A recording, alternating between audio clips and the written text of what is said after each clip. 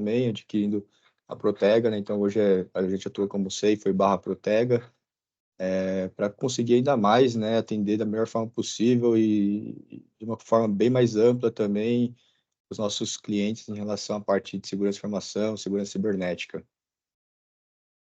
Legal, bacana, Ramon.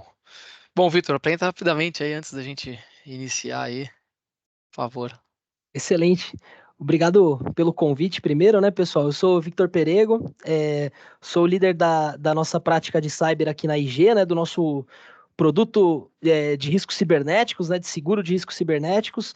Então, a nossa área basicamente recebe as demandas do mercado, né, dos nossos parceiros, né, lá do Luciano, do Ramon, né, quando a empresa está interessada em contratar de fato o seguro, né? Então, espero ter a oportunidade aí hoje de explicar um pouco como funciona, como a gente trabalha, como o mercado evoluiu, inclusive, né? Desde o último webinar lá que a gente fez lá atrás, né, Luciano? Então, tem Sim. algumas coisas legais aí para a gente apresentar, então agradeço novamente a oportunidade.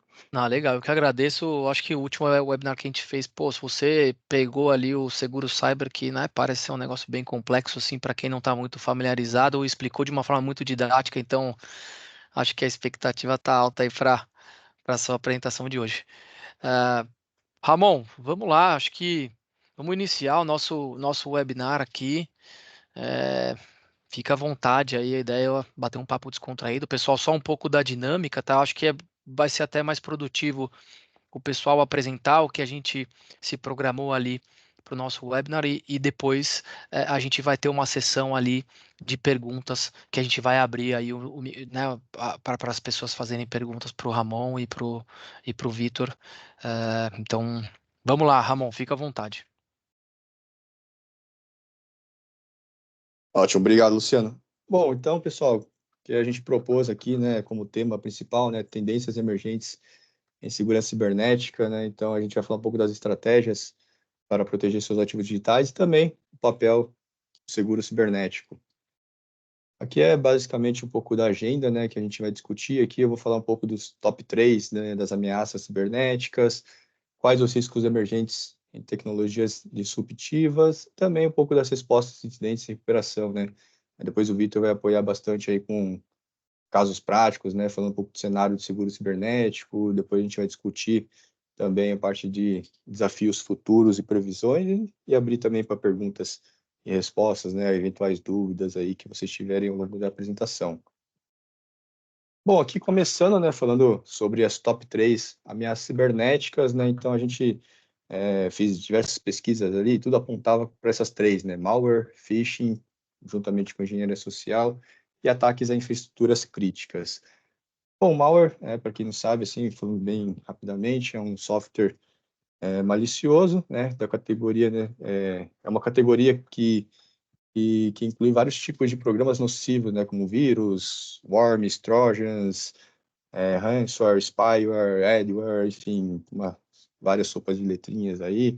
Esses programas eles são projetados para infiltrar, danificar ou obter acesso não autorizado aos sistemas, né? O ransomware, em particular, ele ficou bem mais conhecido, né, por conta de criptografar dados, né, de usuários ou sistemas inteiros, né, para que aí, com base assim, no usuário malicioso ali, nos atacantes, né, e faz com que isso ele tenha poderes para exigir pagamento, resgates, né, para que ele devolva. Então, peraí. Deixa eu compartilhar. Para que ele devolva o acesso, né, a esses dados ou até mesmo a sistemas inteiros, né. Então aqui eu linkei aqui um pouquinho dos impactos, né, que pode causar, né, pode variar. Esses impactos podem variar desde uma perda em relação a dados pessoais, né, impactando diretamente a LGPD, perdas financeiras, né, seja para uma empresa ou também uma perda financeira de fato, se for para uma pessoa física mesmo, e até mesmo uma interrupção, né, significativa das operações empresariais. Um exemplo, né, bem notável foi o WannaCry, né, foi um ataque de ransomware que afetou milhares de computadores, né, em mais de 150 países que ocorreu lá em 2017. Bom, aqui aí falando um pouquinho do segundo top ameaças aqui cibernéticas, né? eu listo o phishing e a engenharia social, né? O phishing, né, é uma técnica de engenharia social que faz com que o atacante ali ele engane usuários para ele conseguir obter informações pessoais, né? Ter dados como senha, número de cartão de crédito. Ele também pode ser feito por e-mails, né? Por base de envio de e-mail, mensagens e até mesmo algum site falso, né? A engenharia social, né, na forma mais ampla, né, ela envolve manipular indivíduos, né, os indivíduos para que eles realizem ações ou divulguem informações confidenciais, né? Então, aqui essas técnicas elas exploram a confiança humana e geralmente elas são o primeiro passo, né, para o ataque, algum ataque mais complexo. Como impacto aqui, né, listei aqui que ele pode levar a roubo de identidades, também novamente perdas financeiras, né, e também poder causar alguns casos de acesso não autorizado a algum sistema crítico, né, seja da instituição financeira, ou empresa, enfim. Como exemplo, né, trouxe aqui em relação, teve um vazamento, né, de e-mails, né, então foi um ataque phishing, que foi algo direcionado ali, que fez levar o vazamento de vários e-mails ali durante as eleições presidenciais, né, dos Estados Unidos em 2016. E aí o terceiro ponto, né, terceiro ameaça cibernética aqui, aí eu listei os ataques a infraestruturas críticas, né? Então, assim, são ataques a infraestruturas críticas que visam basicamente a parte de sistemas essenciais para a segurança, saúde pública, economia, redes elétricas, sistemas de água, hospitais, sistemas financeiros, enfim, algo que são serviços, né, voltados, né, são sistemas voltados para serviços essenciais. Né? Esses ataques eles podem ser realizados assim de várias maneiras, né, de várias formas, inclusive o malware, né? Ataques também de ligação de serviços, ou até mesmo uma intrusão física, né? Como impacto pode resultar também em danos físicos, interrupções, né, desses serviços essenciais, impactos econômicos também e também até mesmo perdas de vidas, né? Caso que dependendo da gravidade ali do atacante, também da maldade desse ataque, ele consegue também fazer com uma perda de vida, né? Como um exemplo aqui notável foi também um ataque lá que aconteceu em 2015, a rede elétrica da Ucrânia, né? Onde que deixou por alguns dias, né? Algumas horas, alguns dias, né? Inclusive a capital do país lá sem eletricidade. Bom, essas ameaças aqui, elas demonstram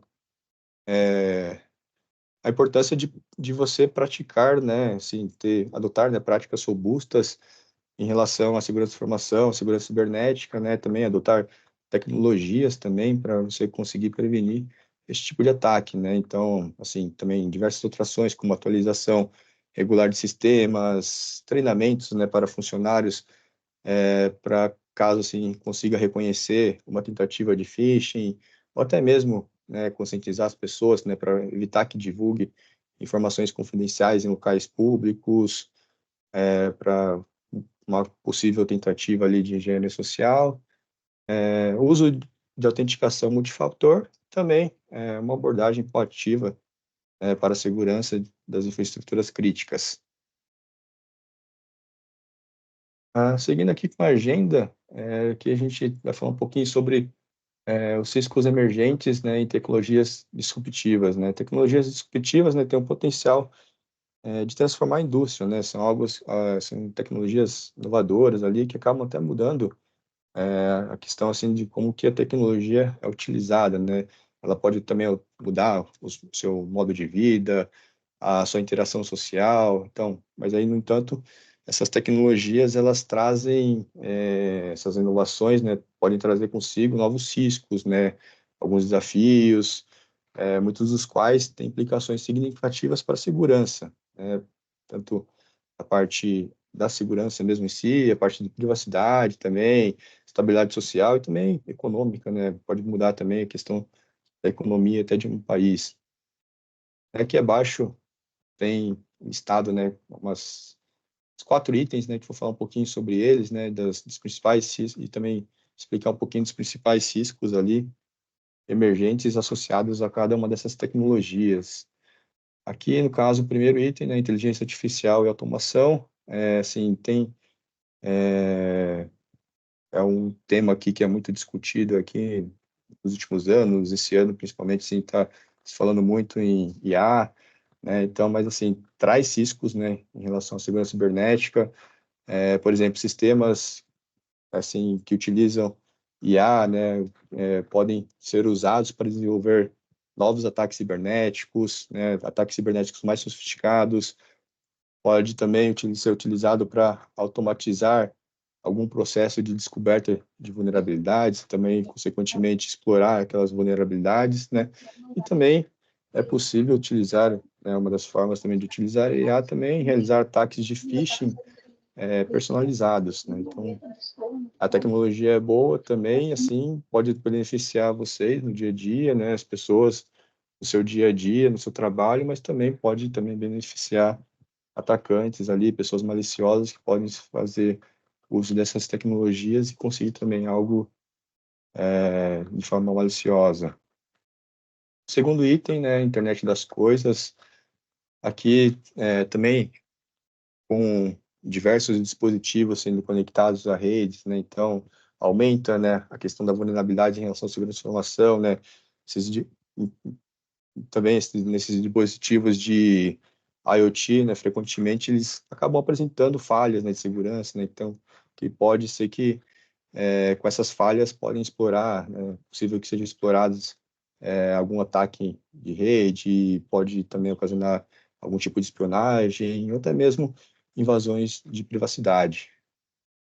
Outro também risco que traz essa questão das internet das coisas, né, os IoTs, é a sobrecarga de dados, né, assim, muitos dispositivos ali conectados a redes, né, pode sobrecarregar, né, a infraestrutura que armazena, né, e processa esses dados, né, também pode aumentar o risco em relação à privacidade, né, caso haja algum vazamento dessas informações, né, a quantidade, né, o volume desses dados pode ser grande, né, pode ser algo que impactante ali, né, então, assim, pensando em LGPD, é um risco bem alto também, né, a captura de muitas informações, né, então é necessário que sejam adotadas adequadamente, né, medidas de segurança para proteção dessas informações também. Aqui o terceiro tópico aqui que eu trago é em relação ao blockchain, né, criptomoedas. Aqui nem tanto assim, mas no viés, pensando assim na parte de segurança, tem muito impacto, né, até porque assim, a gente sabe que essas camadas aqui, né, blockchain, essa parte de criptomoeda, assim, eles tentam fazer da forma mais segura possível, mas assim, eles também podem, essa nova tecnologia também pode ser utilizada para algum uso ilícito, né? Por exemplo, um ataque de ransomware lá, a pessoa conseguiu pegar seus dados ali, criptografar suas informações e ele solicita resgate. E hoje em dia, geralmente, esses resgates aí são feitos, né, por meio de criptomoedas ali, para que evite, né, para que tenha dificuldades para rastrear essas transações. Então, assim, os atacantes ali, as pessoas mal intencionadas, utilizam essas tecnologias ali também para fazer o mal, né? Também tem a questão da economia, né, volatilidade e a especulação, né, por ser assim algo assim, uma criptomoeda tem natureza volátil, né? Então pode levar a bolhas especulativas, pode expor investidores a riscos financeiros bem significativos também. E outro também impacto aqui, né? Também não é algo voltado à parte de segurança, mas eu acho interessante comentar em relação ao impacto ambiental, né? A mineração de criptomoedas, especialmente, né, aquelas, né, como semelhantes, né, ao Bitcoin, né, que trabalha em mecanismo de proof of work.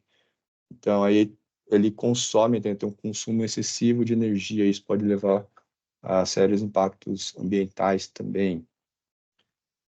E aí, o quarto aqui, ponto, né, seria a biometria e tecnologia de reconhecimento facial, né? Aqui é bem voltado para a parte, assim, até que mais toca a parte de LGPD, né? Que aí seria riscos relacionados à invasão da privacidade, né? Por exemplo, uso generalizado de tecnologia de reconhecimento facial e outras formas de biometria pode levar ao enfraquecimento da privacidade e também pode levar, assim, consequentemente, assim, a alguma vigilância em massa, né, do uso dessas informações.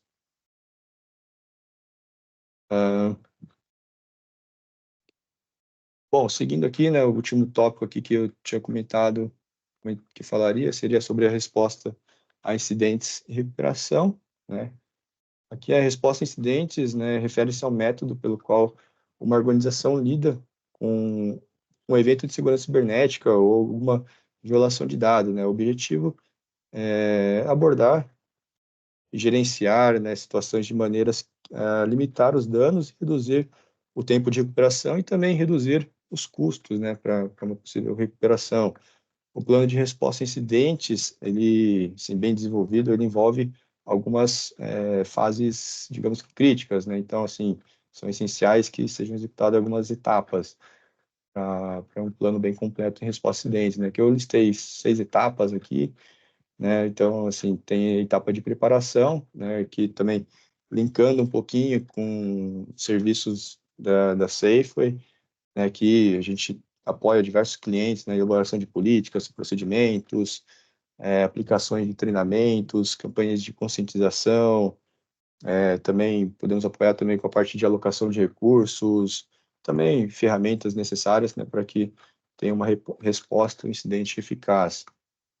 Aqui já na fase de identificação, detecção, né, envolve a detecção e reconhecimento de um incidente de segurança, né, aqui, assim, o ideal é que sejam utilizadas ferramentas de monitoramento e alerta, né, para serem utilizadas durante essa fase, né? Então, aqui, assim, pode ser utilizado ferramentas de threat intelligence. Hoje também a Safe oferece serviços de SOC, né? Então, assim, toda a parte de monitoramento do SOC, monitoramento de vulnerabilidades, gestão e coordenação de eventos, né, para uma ferramenta de CIEM, monitoramento de aplicações, enfim, assim, a gente faz um serviço bem completo na fase, nessa parte aqui de monitoramento, para conseguir identificar, né, com mais rapidez, né, caso esteja acontecendo algum incidente, né, algum evento ali que possa causar danos à empresa. Como próxima etapa seria a contenção, né, após a identificação desse incidente, né, devem ser tomadas medidas imediatas, né, para limitar a propagação do incidente e prevenir possíveis danos adicionais, né? Então, aqui também, mais uma vez, a equipe nossa do SOC também consegue ajudar toda a parte de gerenciamento, né? Gerenciamento da parte de resposta a incidente.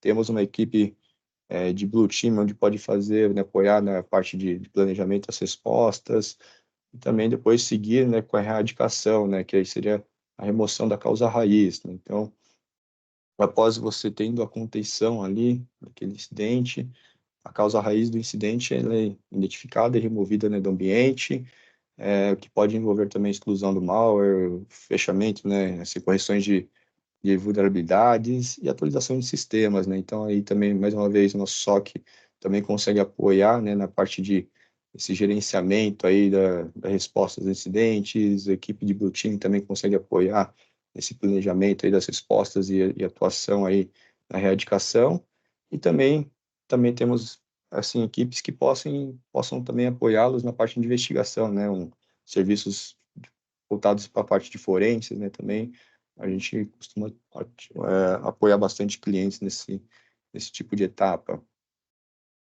E aí, feito essa parte de erradicação, a gente vai para a recuperação, né, que ainda nessa fase aqui, os sistemas afetados, né, eles são restaurados, retornados, né, ao estado operacional. Isso pode envolver tanto a parte de restauração de dados, né, a parte de backups, reconstrução de sistemas, implementação de medidas de segurança adicionais, né, então, aí envolve toda aquela parte lá questão lá do gerenciamento, né, do plano de continuidade de negócio da empresa.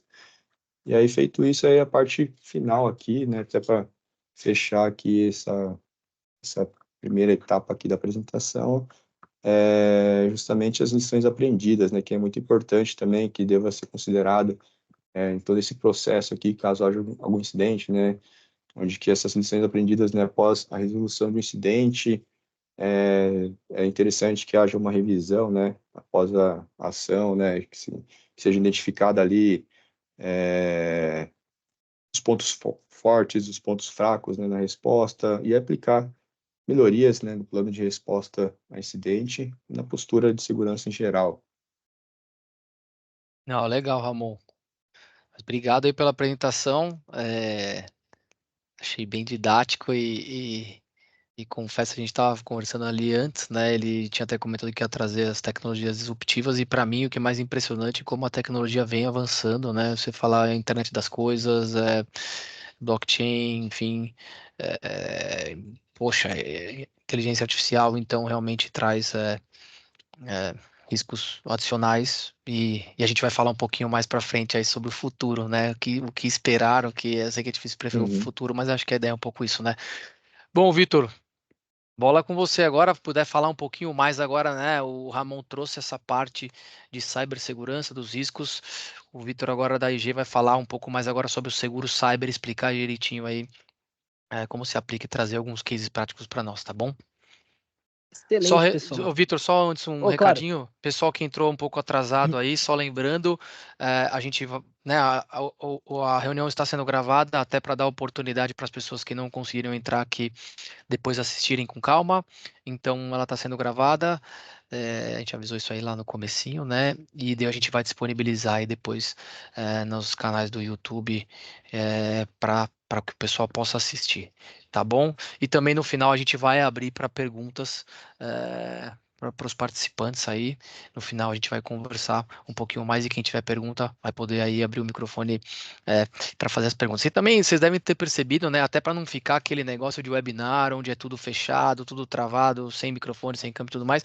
A gente deixou livre mesmo para depois a gente poder fazer um bate-papo à vontade. Quem quiser abrir a câmera, quem quiser fazer perguntas e não ficar aquele negócio engessado, né? De que as pessoas não podem aparecer, não podem conversar. Então, só para deixar claro aí para todo mundo. Mas vamos lá, Vitor.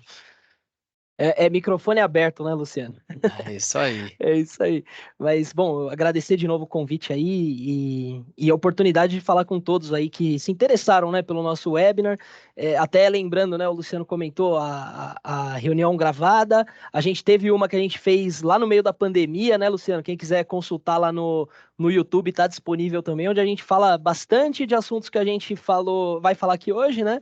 Só que hoje com atualizações, né? Então, bacana da gente ver como o mercado evoluiu de cyber, né? As ameaças vêm evoluindo, então a gente vai procurar dar a nossa visão aqui, né? Do lado da IG, do lado da seguradora, de como esse risco está sendo tratado, principalmente no nosso mercado, né? Principalmente falando de Brasil.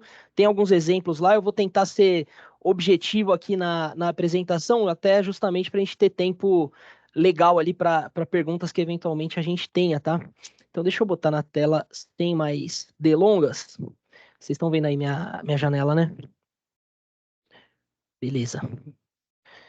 Vamos para frente, então, pessoal. Aqui, e esse último slide do Ramon, ele foi fantástico, né? Porque o ciclo de vida ali do incidente, né? Desde a preparação até a identificação, a resposta, lições aprendidas. Quando a gente chegar lá para falar das coberturas, a gente vai ver como as coisas são equivalentes, né? Como o mundo de seguro, né? Como o produto de seguro para o risco cibernético, ele procura amparar de uma certa forma esses passos, né, dentro do fluxo de resolução de um incidente de cyber, né? Então, é muito bacana a gente ter essa visão tanto da empresa que presta o serviço de segurança, né, que conhece ali o risco, que atua tecnicamente e como isso se reflete na transferência de risco, no mundo das apólices de seguro de cyber, né? Mas vamos lá. Esse slide que a gente tem aqui na tela, ele busca contextualizar, né, dar um pouco mais de perspectiva de certos eventos importantes aí ao longo dos anos que culminaram aí nisso que a gente tem hoje, né? Que é um mercado de risco cibernético, né? De seguro para risco cibernético global em pleno desenvolvimento no Brasil.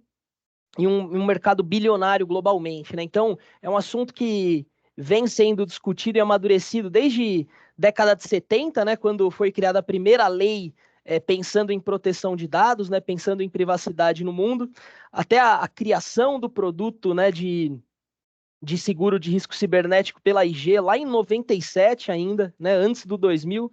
A preocupação ali naquele momento era muito em relação a perdas que pudessem ocorrer, principalmente no sistema financeiro global, né, por conta do bug do milênio, né, o pessoal mais antigo com certeza lembra aqui dessa questão, né, que acontecia lá no ano 2000, uma preocupação global com relação a como os sistemas financeiros iam responder, né, à virada de século e tudo mais.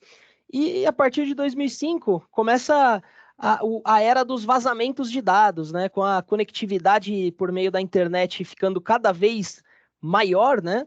A gente sabe, como o Ramon até observou, que assim os produtos, né, que são publicados na internet, ou serviços que são fornecidos, até dispositivos que são fabricados e comercializados, eles não necessariamente levavam ou ainda levam, né, requisitos de segurança como um padrão, né? Então, a internet, inclusive, ela não tem segurança por default, né? Existem uma série de protocolos que foram implementados posteriormente para garantir a aplicação segura, né, do comércio eletrônico que a gente tem hoje, do sistema financeiro por meio da internet e assim por diante, né? Então, no comecinho da internet, começou a era dos vazamentos de dados, né, em larga escala. Lá em 2012, a IG criou esse produto, né, esse seguro aqui no Brasil, né, trouxe aqui para o Brasil. Em 2013 e 2014, aqui teve o caso do Yahoo, né, que foi ainda hoje reputado como o maior vazamento de dados da história, né? Toda a base de usuários lá da Yahoo foi comprometida, cerca de 3 bilhões, né, de usuários, né, de registros. 2017, o WannaCry, o Ramon passou por esse tópico lá, né? Quem é da área de segurança de TI, é meio que é aquele tipo de evento que todo mundo lembra onde estava, né?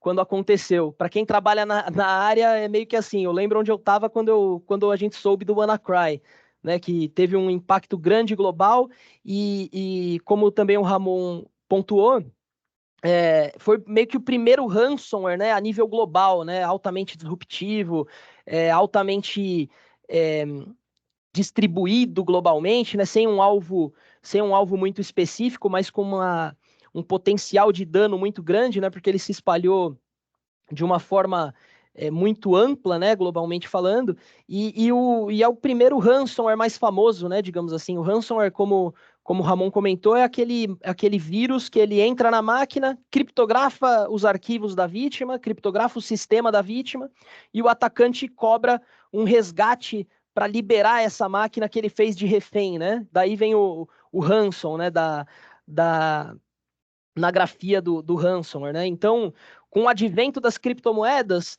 o ransomware ele passou a ser uma estratégia dos criminosos, né, do mundo cibernético, muito muito popular, né? À medida que a criptomoeda tende a dar a sensação de uma maior anonimidade, né? Claro que existem variadas criptomoedas, né? Algumas com métodos de privacidade mais restritos, inclusive, né? E claro que existem também métodos para a gente tentar identificar, né, quem fez determinada transação ali dentro de uma blockchain, né, usando tais criptomoedas e tudo mais, mas ele dá para o atacante aquela sensação de que, poxa, eu tenho um meio aqui de rentabilizar um ataque que eu tenho uma camada extra de anonimidade, então vai ser mais difícil de eu ser encontrado, né?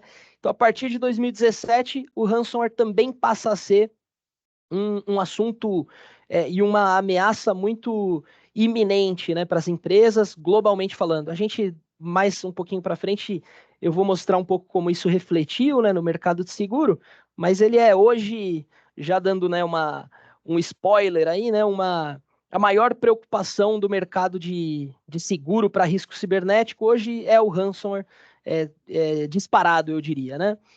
2018 para frente, a gente tem questões também importantes muito relacionadas à privacidade, né? Então, GDPR lá na União Europeia, né, que é a Lei de Proteção de Dados lá para a região, né, da União Europeia, LGPD no Brasil, né, que veio na esteira da GDPR, né, vamos colocar assim.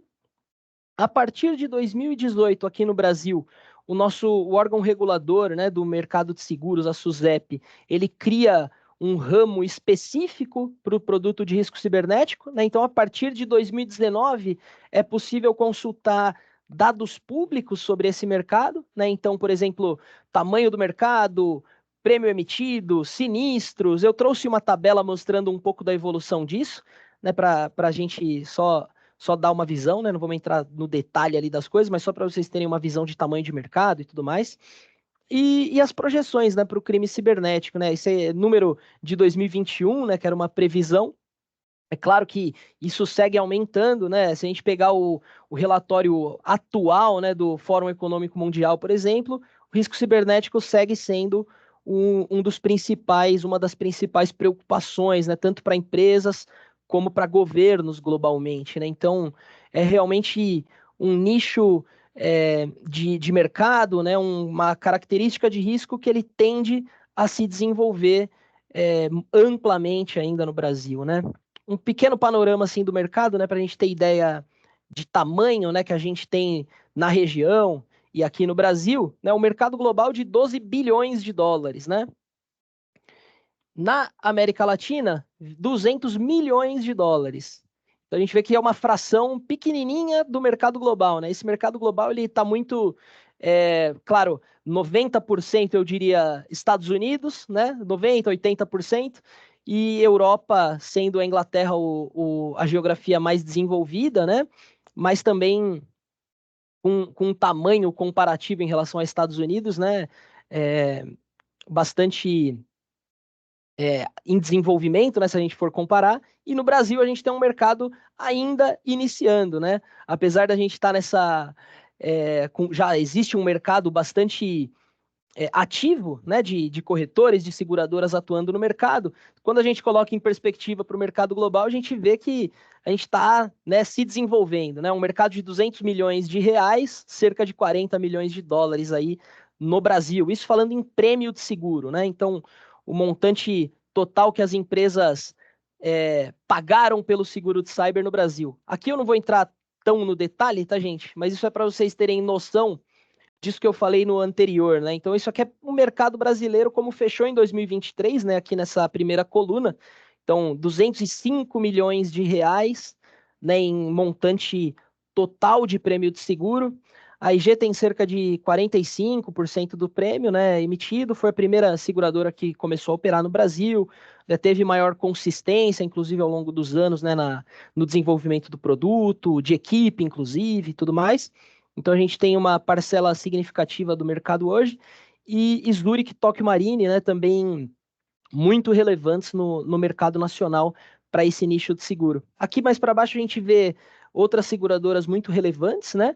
Mas que no cyber ainda ou começaram e saíram um pouco do mercado, né? Vamos dizer assim, diminuíram carteira, tiveram uma estratégia mais conservadora ao longo dos últimos anos e diminuíram o tamanho do negócio, como Allianz, por exemplo, né? Que chegou em 2021 tinha uma carteira mais significativa do que hoje, por exemplo, né? A CAD, né? Novos entrantes aí, né? Então a CAD, HDI atuando também no mercado, ESE Seguros, né? No ano passado com um volume de prêmio já significativo, né? Para uma operação nova e algumas informações aqui interessantes, né? Então as 3 primeiras seguradoras do ranking têm uma parcela super dominante do mercado, né? 85%. A IG é a seguradora que tem mais prêmio e, logicamente, né, até em decorrência disso, é a que mais pagou sinistro ao longo dos anos, né, no mercado. E a gente vê vários novos entrantes se interessando pelo mercado, né? Como a gente vê aqui, de 2020 para cá, né, só pegando esse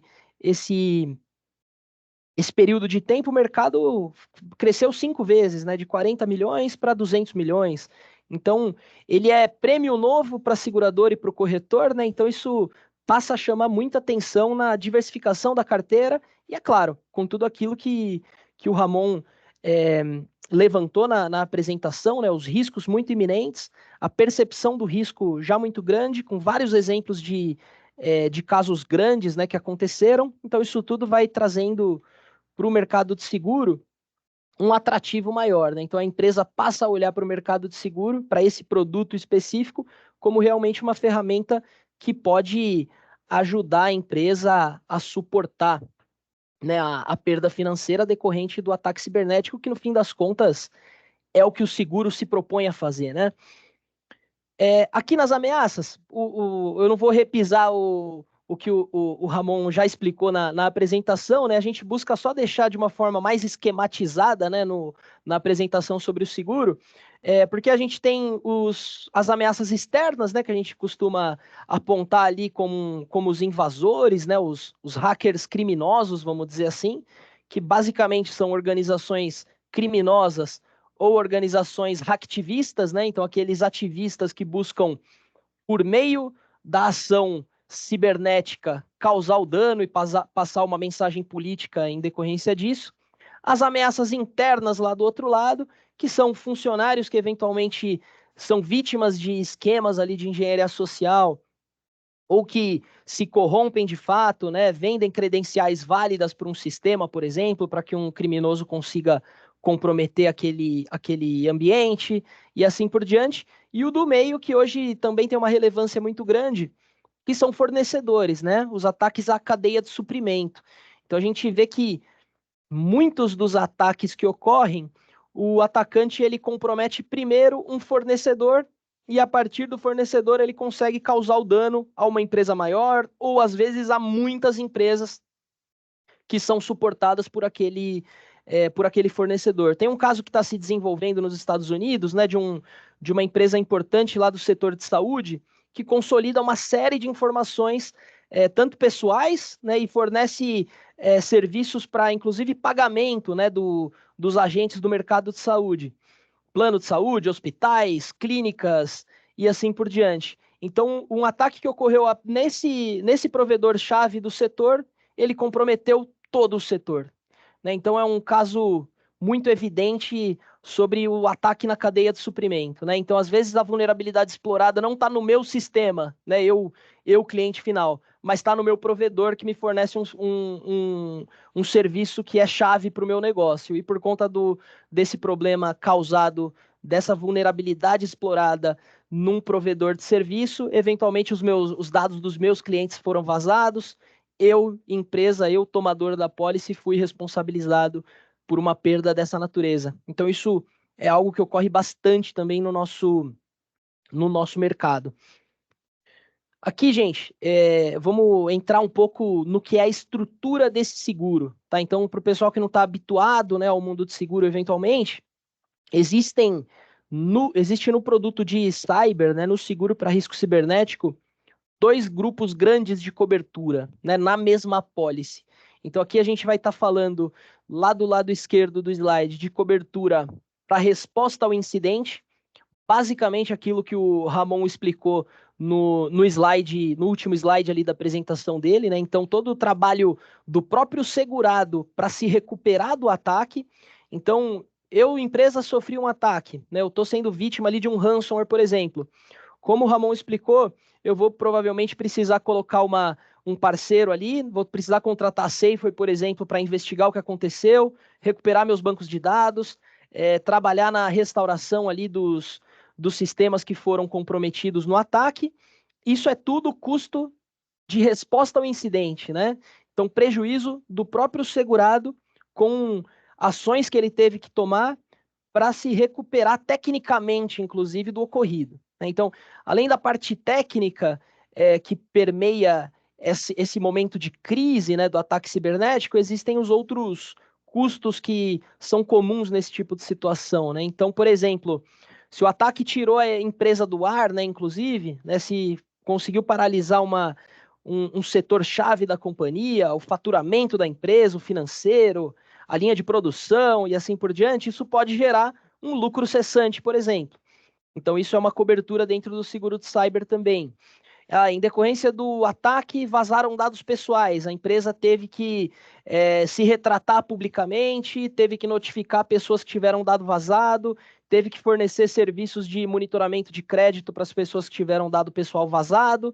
Enfim, são ações para mitigar os impactos do incidente, muitas vezes, né, tanto na imagem da companhia, como de prejuízos eventualmente que possam ser causados a terceiros em decorrência do ataque, também são amparados por esse primeiro grupo de coberturas, né, vamos colocar assim. E do outro lado, né, de responsabilidade civil, são coberturas mais tradicionais do mundo de seguro, né, vamos colocar assim, que aí basicamente a gente está falando quando o meu segurado, ele, a partir de um ataque cibernético, né, a partir do vazamento de dados, ele passou a sofrer reclamações de terceiros, né, para reparação de perdas que tenham sido causadas a terceiros.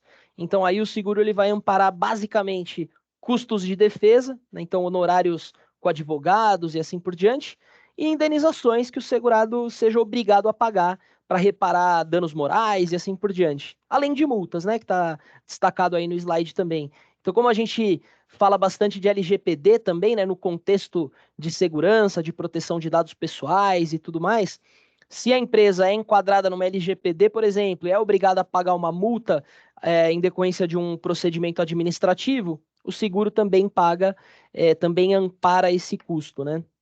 Restituindo o montante gasto ali, nesse caso, com a penalidade em forma de multa. Nesse próximo, gente, aqui a gente está dando uma visão maior daquelas duas caixas, né, daqueles dois grupos de cobertura que a gente falou no slide anterior, né? Do lado, a partir da reclamação aqui na linha do tempo, a gente colocou as coberturas que a gente chamou no slide anterior ali de responsabilidade civil, né? Então, basicamente, custo de defesa, multas e as indenizações, né? Então, a responsabilidade por dado pessoal ou corporativo de terceiro, e a responsabilidade por dado pessoal ou corporativo vazados por empresas terceirizadas. Esse aqui a gente coloca em duas, dessa forma, né, dividido em dois aqui na apresentação, justamente para destacar o de baixo, né? Porque normalmente aquilo que eu falei antes, né, do ataque que ocorre no meu provedor de serviço e tudo mais, é uma dúvida que é bastante frequente, né? Então, muitas vezes a empresa está preocupada com esse cenário de risco e quer saber se esse cenário de risco seria coberto, né? Então, esse aqui é basicamente para evidenciar, né, para deixar mais explícito que esse tipo de cenário ele é coberto. Então, lembrando, né, quando o meu provedor de serviço sofre a violação de segurança, sofre o vazamento de dados, sofre o ataque cibernético, e eu, tomador da pólice, estou sendo responsabilizado pelas perdas de terceiros decorrentes desse incidente. Então, um cenário até certo ponto comum, vamos dizer assim, no que eu digo de característica de ataque, né? E tudo que vem antes da reclamação, aqui nesse slide, é o que a gente chamou no slide anterior das coberturas de resposta a incidente, né? Então, desde a forense computacional aqui em cima, restauração do ambiente computacional, né? Restauração de dados, aqui embaixo, que eu costumo dizer que são as coberturas do trabalho técnico, né? É o que paga é o que restitui o custo que o segurado teve com a Safeway ali, né? No começo do incidente, né? Vamos dizer assim, de investigar, restaurar o ambiente tecnológico, voltar a operar, né? Vamos dizer assim.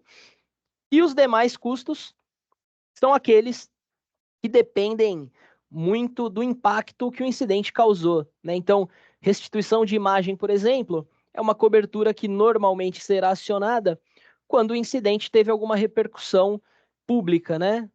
Foi divulgado na mídia, gerou ruído na reputação da empresa e assim por diante.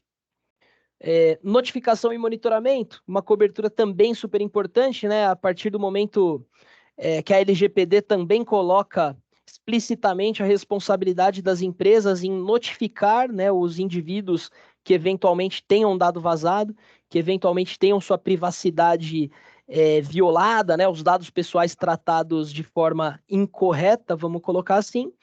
Então, quando ocorre um vazamento de dados, muito normalmente a gente vai ter tanto problema de restituição de imagem, como custos com notificação e monitoramento, né, que é justamente o trabalho para evitar que as pessoas que tiveram o dado vazado, né, tentar mitigar a possibilidade de que esses dados sejam usados de forma a prejudicar essas pessoas, os titulares dos dados, né?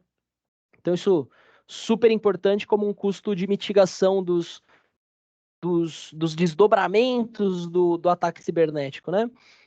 Investigação administrativa, logo em seguida aqui, pessoal, é custo de defesa também, né? É também honorário advocatício, é também custo com perícia ali para identificar o que aconteceu, para saber a melhor linha de defesa, né, do segurado.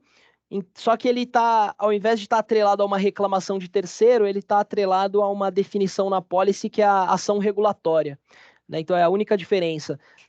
Então, assim, quando o segurado ele sofre uma investigação de um órgão regulador, por exemplo, o custo de defesa vai ser enquadrado em investigação administrativa e não aqui em custo de defesa, que ele está com um gatilho na apólice, que é a reclamação de um terceiro que se sentiu prejudicado, né? Uma ação judicial e assim vai. Por fim, lucros cessantes aqui embaixo, né? Quando em decorrência do ataque a empresa deixa de produzir ou tem significativamente ali a produção reduzida, né? Então ele incorre em lucros cessantes. Essa cobertura inclui também despesa operacional, né? A despesa operacional, conforme definido na apólice, ela é toda a despesa que o segurado teve em decorrência do incidente que causou a interrupção. Então, isso é de fato uma definição abrangente, né, para amparar custos que a priori não são muito previsíveis, né? Então, ela dá uma certa flexibilidade ali para o segurado ter a restituição de custos incorridos ali durante esse período de crise. Mas um exemplo que sempre vale a pena mencionar, né, e é muito comum, né, nos sinistros dessa natureza, é a hora extra, né? Então, quando um ataque cibernético causa uma interrupção significativa, o segurado normalmente ele passa fim de semana, né, passa depois do horário ali com um time de TI trabalhando. Então, esse custo de hora extra, ele é passível de ser coberto dentro da despesa operacional ali da cobertura de lucro cessante. O pagamento de resgate, por último ali, pessoal, né, é a última cobertura que a gente destaca aqui nesse slide, ela é quando o segurado decide pelo pagamento de um resgate para encerramento de uma ameaça. Então a gente deixa destacado aqui o caso do ransomware, né, porque é o mais comum, mas não é o único, tá? Ele não se limita a casos de ransomware. É claro que quando a gente fala em pagamento de resgate, né, ou de negociação, de extorsão, a gente está falando do último recurso, né? Então ela é uma cobertura dentro da apólice da IG que ela depende da anuência da seguradora. Então o intuito aí é que de fato uma extorsão seja paga, seja o segurado decida por essa linha de ação quando realmente ele não tem outras formas de se recuperar de um ataque dessa natureza, né? Então isso é importante mencionar, mas é uma cobertura que existe dentro do produto. Tranquilo aqui, né, pessoal? É uma situação, um produto aí que não tem muitas... Tem as suas particularidades, né, do mundo cibernético, mas ele é uma pólice de seguro que, a partir do momento que você tem essa visão de como é a dinâmica de ameaça e os potenciais problemas, né, que a empresa pode enfrentar em decorrência do ataque, ele meio que passa a ficar mais simples. Não vou dizer que é a coisa mais simples do mundo, mas ele fica um pouco mais claro, né, na cabeça da gente como que a policy funciona ou deve funcionar. Os produtos do mercado, além dos produtos da IG, né, tirando um pouco o crachá da IG nesse momento, eles são muito similares, tá, pessoal? Essa estrutura de coberturas de primeira parte, coberturas de responsabilidade civil, é basicamente como todos os produtos são estruturados. O que acaba diferenciando, né, certas companhias é a forma de escrever dentro da policy, é uma definição um pouco mais abrangente, por exemplo, ali da questão de despesa operacional que eu mencionei, é o período de indenização, eventualmente, ali da cobertura de lucro cessante, que no caso da IG são 120 dias, né, no máximo. Então, puxa, é esse tipo de situação que a gente vê. Além, é claro, de serviços agregados à apólice, né? Isso a gente vai comentar um pouquinho também, se a gente tiver tempo. Mas aqui, nesse outro slide, a gente busca mostrar um pouco, né, de como o risco é avaliado, né? Porque, claro, a gente vê que o cenário ele é super desafiador, as ameaças mudam bastante, evoluem bastante, então o time de subscrição, né, da seguradora, ele tende a precisar se especializar também, né? Então, na IG hoje, né, eu lidero essa nossa área aqui dentro hoje, a gente conta com 3 pessoas, 3 subscritores além de mim, apenas cuidando de cyber, né? Então apenas negociando apólices de cyber, analisando o risco cibernético, e a gente tem uma pessoa que vai começar na semana que vem também, vai integrar o time, então seremos no total 5 pessoas dedicadas só à subscrição de risco cibernético. A gente busca no nosso time compor, né, pessoas que vieram do mundo de cyber, né, do mundo de consultoria de risco cibernético, do mundo especializado de segurança da informação, com profissionais do mercado de seguro tradicionais, né? Então a gente une aí disciplinas que são fundamentais na nossa visão para análise do risco, para a gente pontuar aquelas coisas que são mais importantes em relação àquela empresa.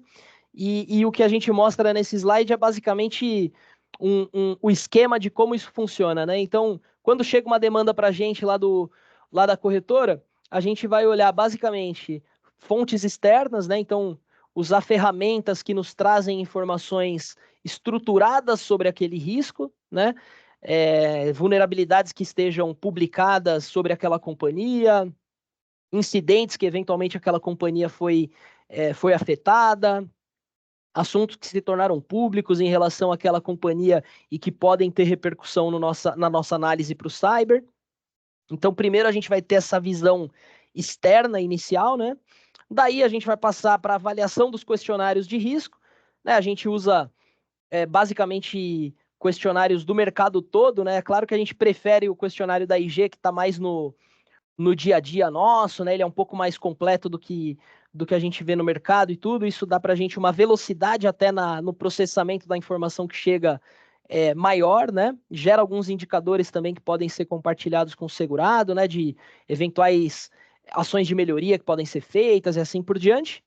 E reuniões, né? A gente faz muita reunião técnica com os segurados, justamente para entender mais no detalhe aquela informação que foi passada fria no questionário, né? Então, além desse nosso time todo que eu falei, né, de subscrição para cyber, a gente tem uma célula também que atende a América Latina de consultoria de risco cibernético, que é uma pessoa que não é subscritor, né, que não está no dia a dia do negócio, mas a função principal, eu diria, é suportar as áreas de subscrição da região na identificação daquele risco que é mais iminente para aquele tipo de negócio que a gente está tratando. Então, a gente acaba tendo conversas muito técnicas quando o segurado tem ali a disposição de abrir um pouco mais a casa, né, para a gente, tem a disponibilidade ali de conversar com o nosso especialista, para a gente ter, no fim das contas, né, ali na linha de baixo, né, uma análise de risco mais objetiva, condições que sejam coerentes para aquele risco, né, então a gente busca diferenciar aquele risco que é muito bem avaliado, né, dar condições melhores e assim por diante, ser mais flexível.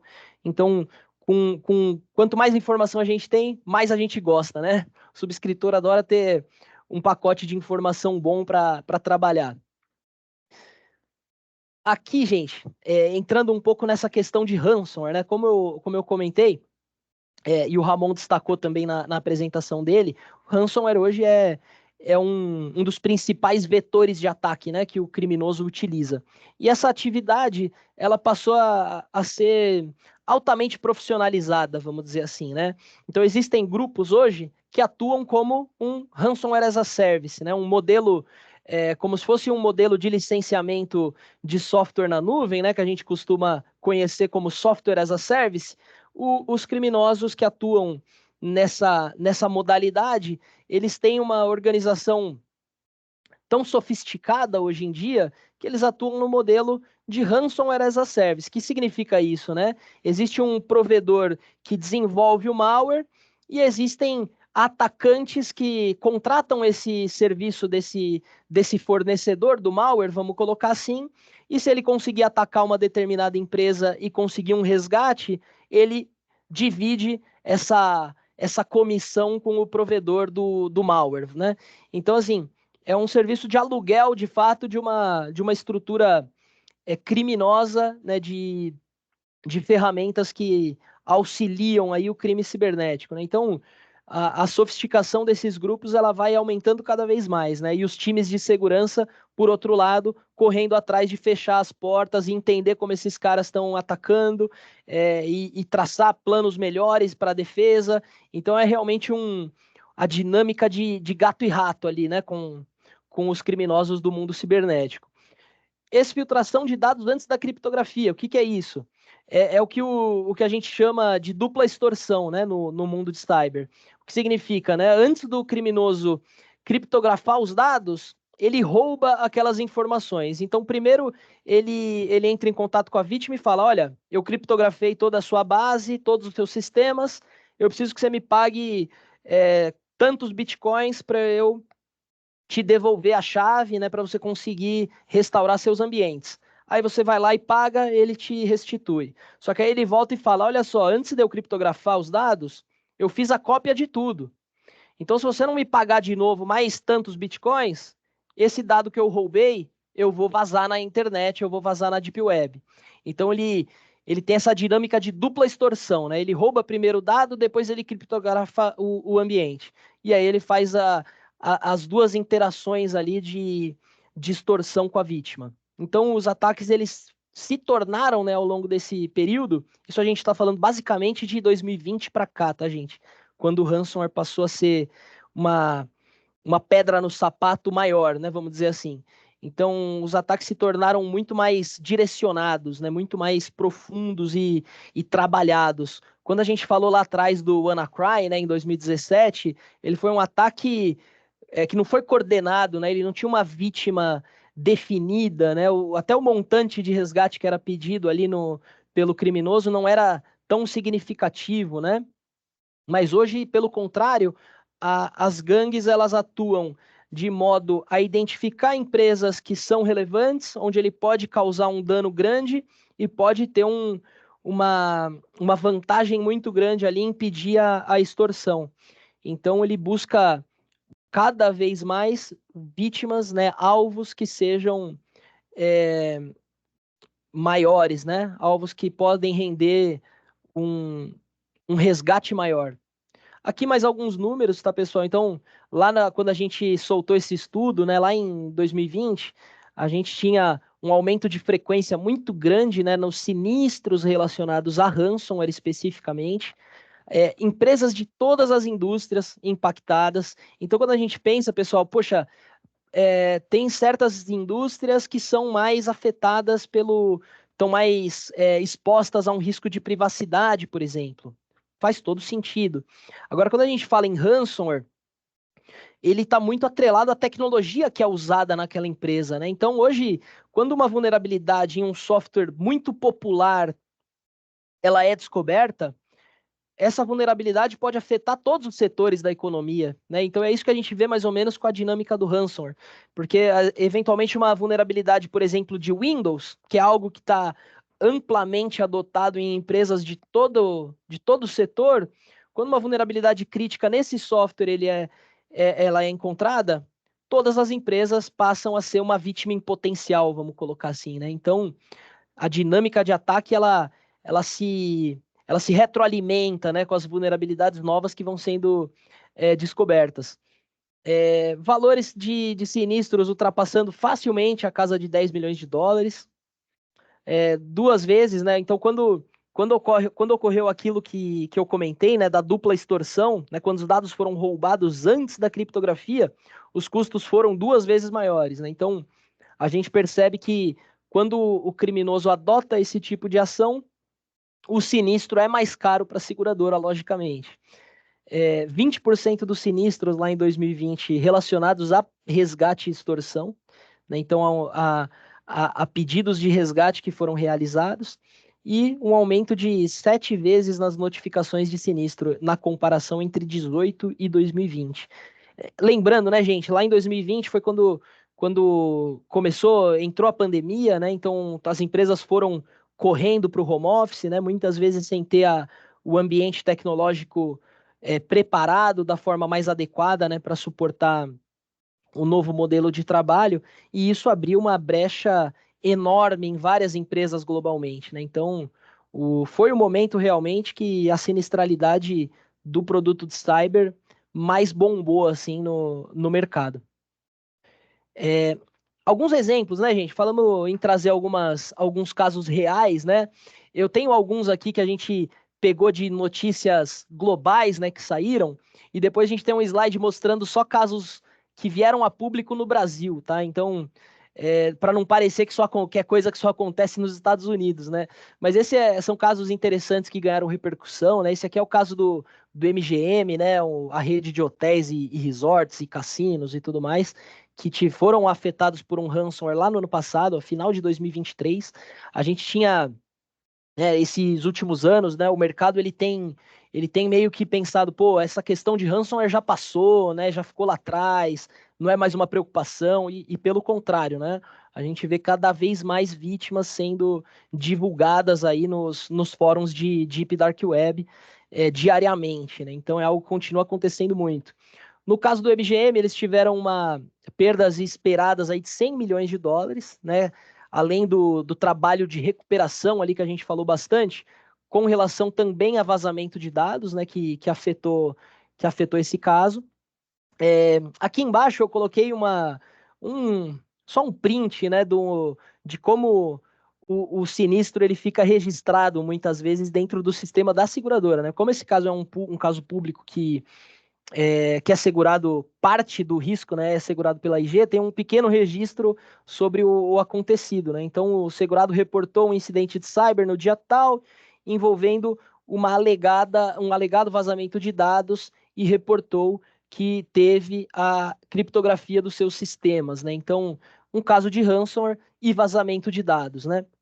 Então, é caso público, né, gente? Só aí vocês procurarem na internet, vocês vão ver uma série de notícias repercutindo o incidente.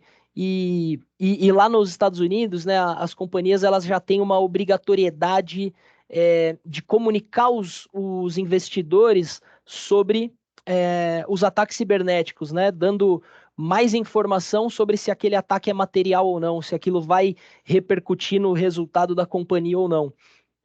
Então, hoje tem vários exemplos muito detalhados, às vezes, de casos públicos, né, de ataques cibernéticos. Então, ele acaba sendo uma fonte de informação muito bacana para a gente, para quem, inclusive, não é da área, né, entender como um ataque cibernético pode repercutir negativamente no resultado da empresa, né, que, no fim das contas, é o que o seguro se propõe a amenizar, né? É uma solução financeira para proteger as finanças da companhia, né? No caso de um ataque dessa magnitude.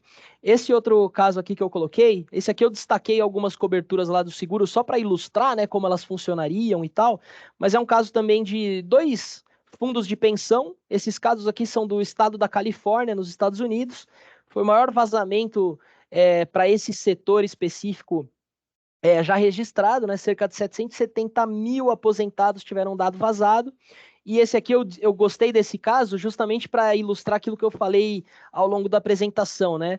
É um ataque que veio de uma brecha de segurança no sistema de um provedor de serviço.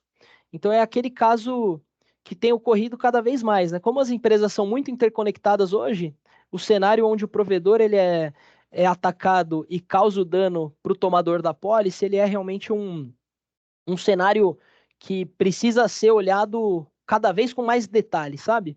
Então, por isso que eu coloquei esse outro exemplo aqui.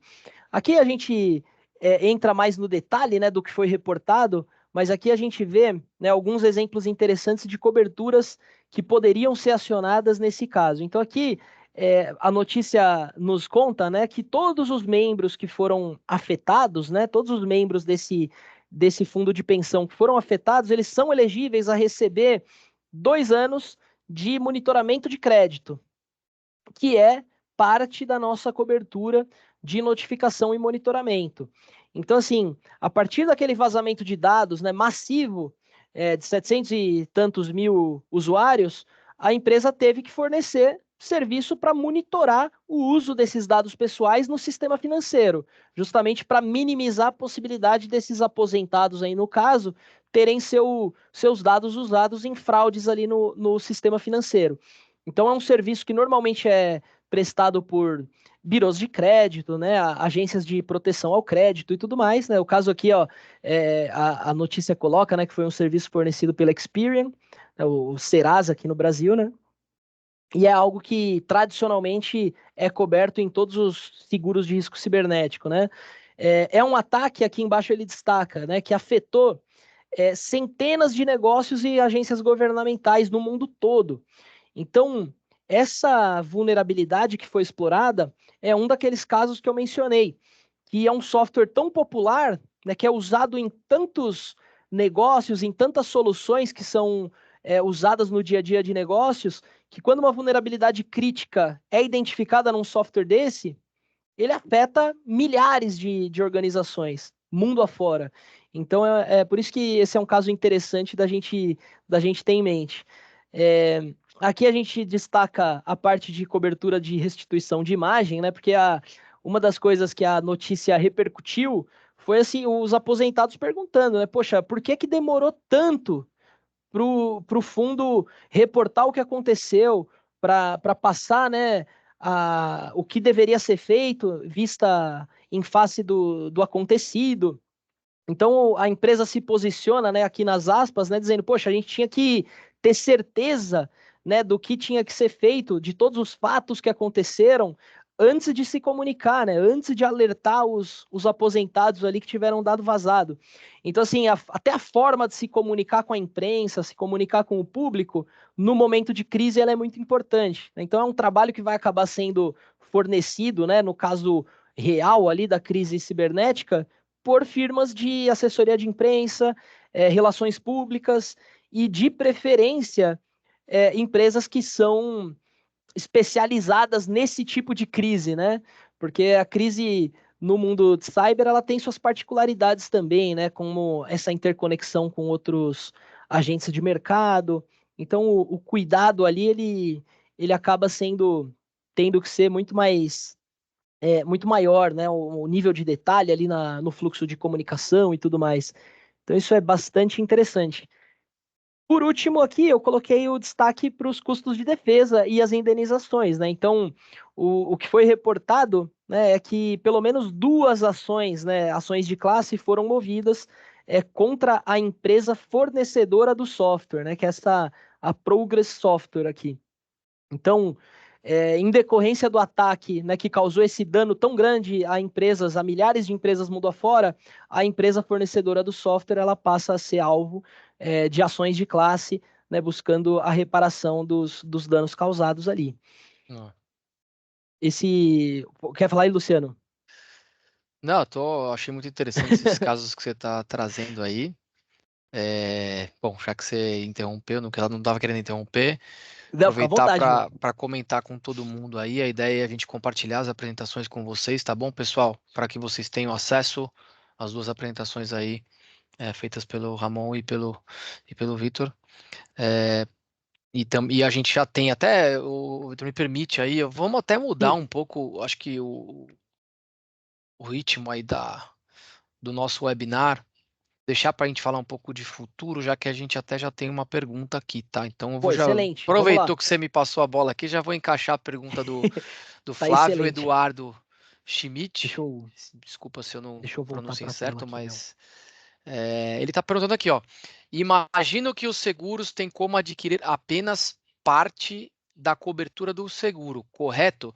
Se eu entendi bem, o Flávio, se você também quiser abrir o microfone e aparecer aí para fazer a pergunta, sem problema nenhum, mas pelo que eu entendi, Vitor, ele está perguntando se dentro daquele primeira parte, responsabilidade civil, Sim. dá para escolher cobertura para contratar separada, entendeu?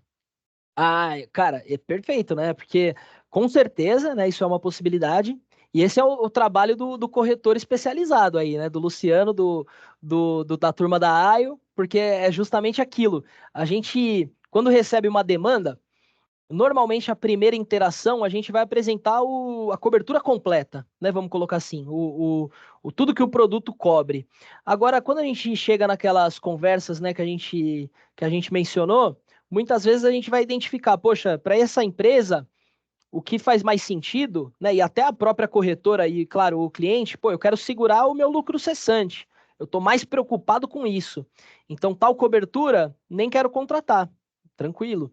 A gente desenha a pólice de acordo com a Obviamente, necessidade de transferência de risco do segurado. obviamente que algumas coberturas, né, básicas e tudo mais tem que ficar, né? Então, Isso. mas legal, o seguro ele é totalmente adaptado. Era isso, Flávio, a pergunta? Imagino que era isso. Se não for, fica à vontade aí, pode perguntar. Pessoal, então, ô, Vitor, você já terminou os cases ou você tem mais alguma coisa para trazer? Cara, o que eu ia colocar além disso é mais um exemplo daquela. Deixa eu colocar só 3 minutos, prometo, tá, gente? Que eu vou me empolgando e vou falando pra caramba, mas é, Ó, enquanto você só vai pra. abrindo aí, eu queria trazer um tempero aqui que vocês não trouxeram, mas que eu acho Fala muito aí. relevante. Em 2019 foi num evento de cyber, e eu me lembro até hoje que era uma head de seguro cyber e tal. Ela levantou a mão assim e falou: quem aqui sabe quanto tempo demora para uma empresa descobrir que teve um vazamento de dados? Eu, na minha inocência, achei, sei lá, algumas horas, né? E quando ela falou, eu quase caí da cadeira, assim, entendeu? Então, primeira pergunta aí. Vocês têm algum dado recente levantado de quanto tempo demora para uma empresa descobrir que teve vazamento de dados, ou seja, que teve uma invasão, algo nesse sentido? Vocês têm isso atualizado? Porque Cara, senão eu vou falar aqui o isso. que eu pesquisei na internet aqui, entendeu? Pode falar, Luciano. Mas assim, ó, tem um relatório que é muito difundido, né, no mercado, tanto de seguro de cyber como na consultoria de cyber, vamos colocar assim, que é um estudo da IBM, né, que provavelmente foi a referência que o pessoal usou lá em 2019, que se não me engano era mais de 100 dias ali para entre o comprometimento da rede e a descoberta, né, de que o atacante estava lá dentro. Mas Exatamente. Até o Flávio aí, ó. O Flávio é craque, já mandou aqui, ó. Sim, isso mesmo. Alguns isso, meses ou até anos, mas assim, exato. tem várias consultorias. O Ramon deve ter alguma coisa de dado, eu vou deixar ele falar, mas é isso, cara. Gira ali em É, torno de 270 dias, é aproximadamente 9 meses. Então, assim, é isso. é um absurdo se você pensar que na média, né? Obviamente que tem empresa em empresa, mas na média as empresas demoram ali 9 meses para descobrir que teve um vazamento. Então, o que faz até sentido um Cara. pouco do comentário, pô, por que que você demorou tanto para avisar, né? Às vezes o cara nem sabia, entendeu? Então, Exato, exato. Até mas descobrir, perfeito. não é à toa que o cibersegurança é a preocupação né, dos principais CEO das empresas mundo afora, entendeu? Então, por isso que o tema é tão Total. relevante e por isso que a gente está se desafiando, né, Ramon e Vitor, a fazer esse webinar mais vezes e trazer essas informações atualizadas para todos. Fico feliz, já a apresentação já trouxe várias novidades, gostei muito da apresentação do Ramon, que trouxe as partes de tecnologias disruptivas, e acho que se a gente parar daqui um ano para falar de novo, vai ter muito mais coisa já Vai ter avançada. novidade. E o Vitor, a apresentação, pô, de seguro já tem muita novidade no próprio produto, nas coisas, e o que é mais importante é que a gente está com um time de relevância aqui, né? Então a SEI foi, o Ramon comentou no começo, não à toa aí, faz parte do grupo Stefanini hoje em dia, está crescendo, né? Enfim, é uma referência no mercado hoje em dia. E a IG, dispensa comentários, o Vitor até trouxe ali na própria linha do tempo, em 97 a IG foi pioneira e criou o seguro cyber, né? Isso. E depois a IG Brasil trouxe aqui para o Brasil. Então, mas pela tua apresentação dá para ver ainda que é um mercado ainda que tem muita Tem oportunidade e muito. as empresas no Brasil ainda não, né, não fazem seguro cyber, né? Um seguro super adaptado, né? A própria LGPD, aos riscos, né, de segurança cibernética e como você apresentou, tem várias coberturas relevantes. Mas vamos lá, ô Vitor, termina aí e a gente vai abrir para perguntas.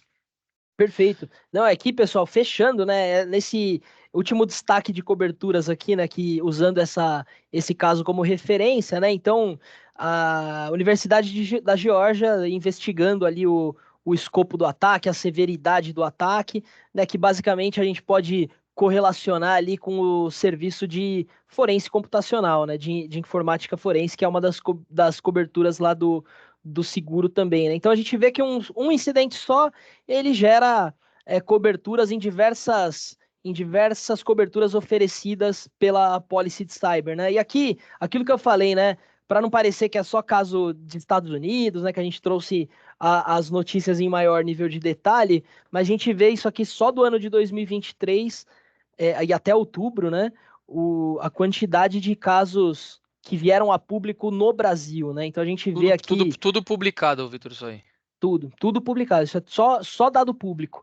Então, pô, tem clube de futebol, partido político, logística, consultoria, saúde, tem para todos os sabores aí, né? Aquilo que a Tem gente falou, né? prefeitura, tem de tudo aí, né? Pouco. Tem de tudo. É Detran, impressionante. montadora, concessionária, cara, tem tudo. Sim, Banco. sim. Então, eu vou parar por aqui, tá, Luciano?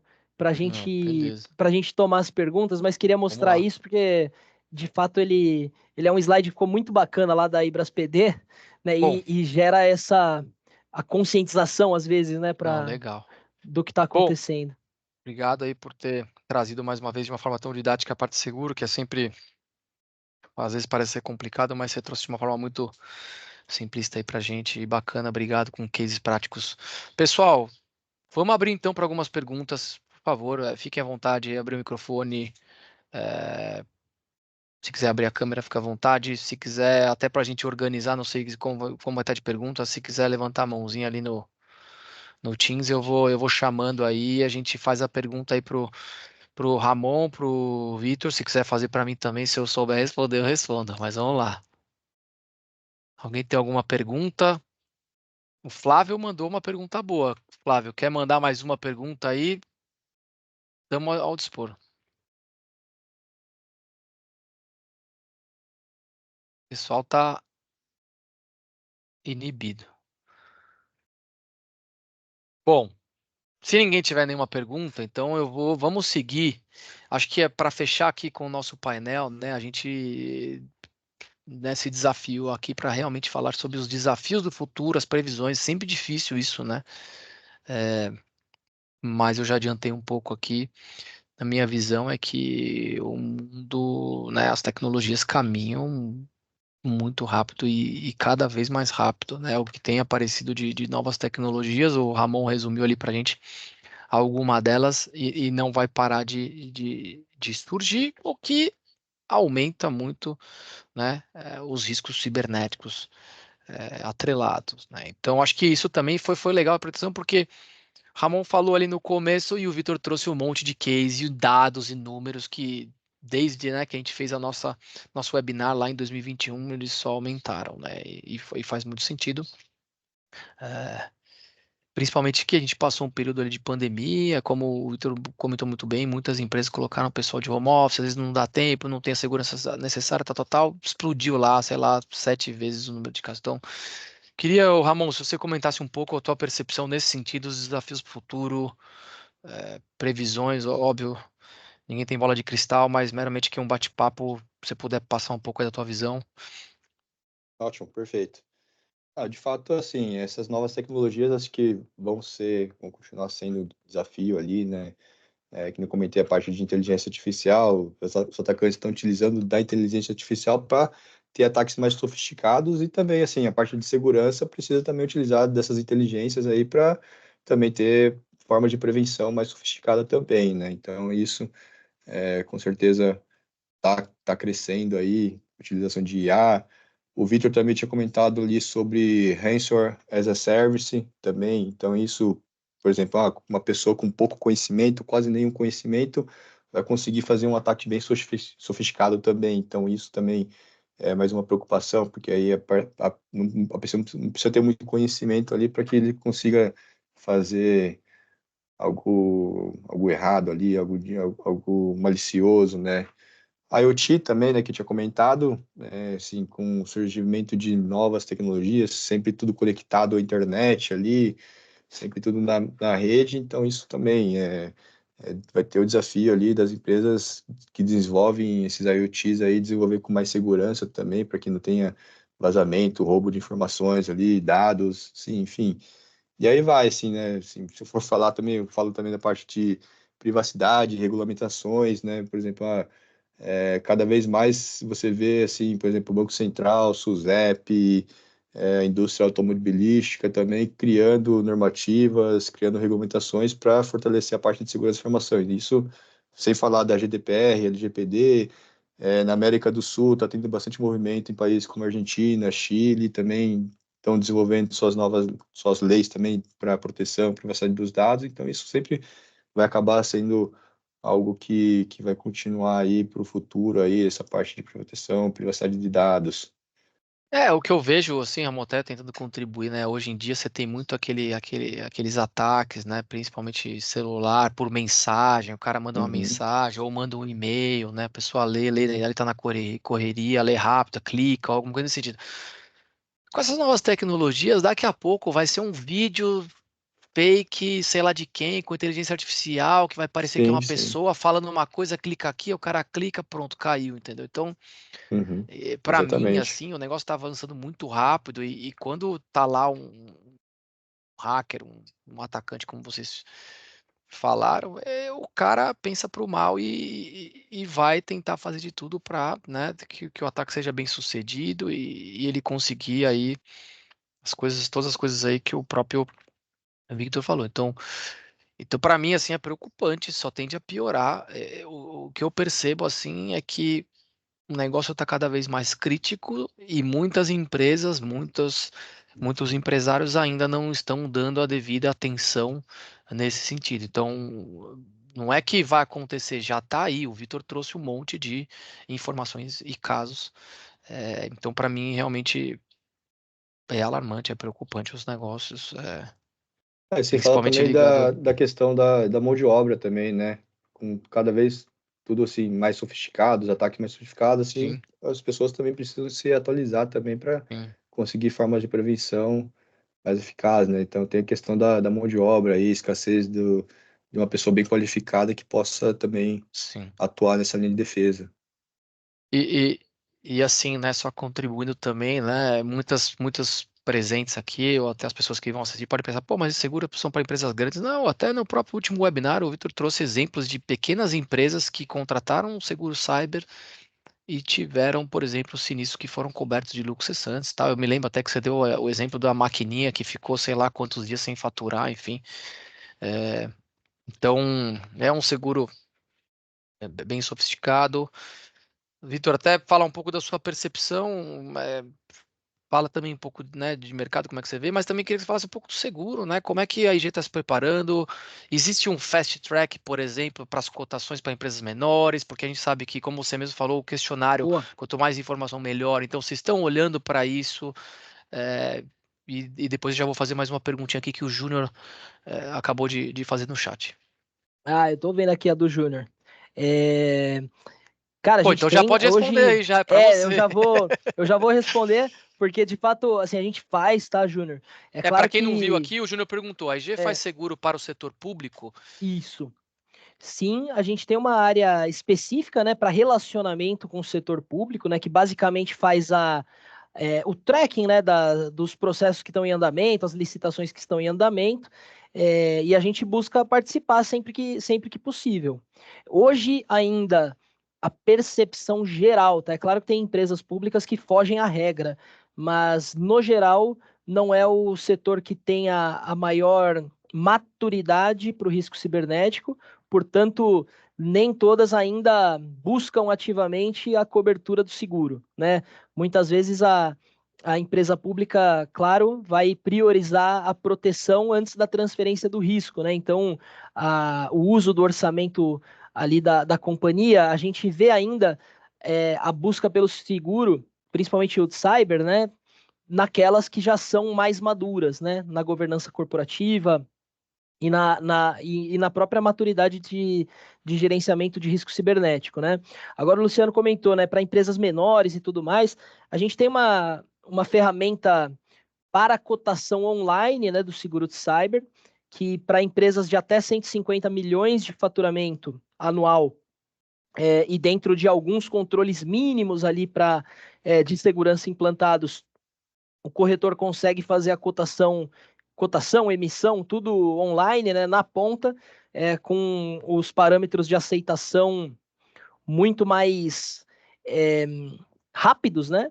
Então, fora daquele processo padrão, né, que eu expliquei ali nos slides, já com condições pré-determinadas, com a adoção dos controles mínimos ali que a gente faz a pergunta online para o corretor de seguros. Mas sim, é algo que a gente tem buscado explorar cada vez mais, tá, Luciano? Porque, de fato, a gente entende que, claro que muitas vezes a gente está olhando muito para os riscos grandes, né? Porque tem bastante prêmio, porque são negócios super representativos, mas existe uma série, né, uma avenida de crescimento também nos pequenos negócios, né? Que a gente consegue atuar de forma mais eficiente, automatizando ali o atendimento do corretor muitas vezes, né? Então é uma estratégia relevante da IG aí para os próximos anos, inclusive. Não, legal. Me lembro muito bem, os mais antigos de mercado, lembra, né? O próprio D&O era assim, antigamente era um baita questionário, não sei o quê, hoje tem lá um fast track lá, enfim, tem as linhas de cortes. Óbvio que seguro cyber tem uma complexidade, né? Mas talvez nesse sentido de fast track funcione bem. Mas legal, pessoal, a gente está fechando aqui com 1h30 de apresentação. Pessoal aí não, né, não mandou mais pergunta, mas se vocês depois tiverem mais perguntas, fiquem à vontade, pode mandar perguntas para a gente e a gente direciona aí pro Vitor, pro Ramon, para as respostas. De novo, repetindo, né? Essa reunião aqui foi gravada, a gente vai compartilhar nos canais do YouTube aí das companhias e vai compartilhar com vocês também as apresentações. Queria agradecer todo mundo aí que ajudou a organizar esse webinar, acho que foi muito bacana o bate-papo. Agradecer a todos vocês que estão presentes aqui, destinaram esse tempo aqui com a gente, colado aqui na apresentação. Foi muito bacana. E você que está em casa aí assistindo depois, espero que tenha gostado do material. Se tiver alguma dúvida, entre em contato. Ramon, Vitor, mais uma vez, obrigado. Foi muito bacana. Achei muito legal, assim, evoluiu, né, bastante o mercado desde a nossa última webinar. Vamos deixar aqui o compromisso de repetir isso aí mais vezes, né? A gente até pretende, para quem tiver interessado em se aprofundar pelo tema, pode entrar em contato com a gente vai fazer aí um petit comitê para quem tiver mais interessado. E muito obrigado.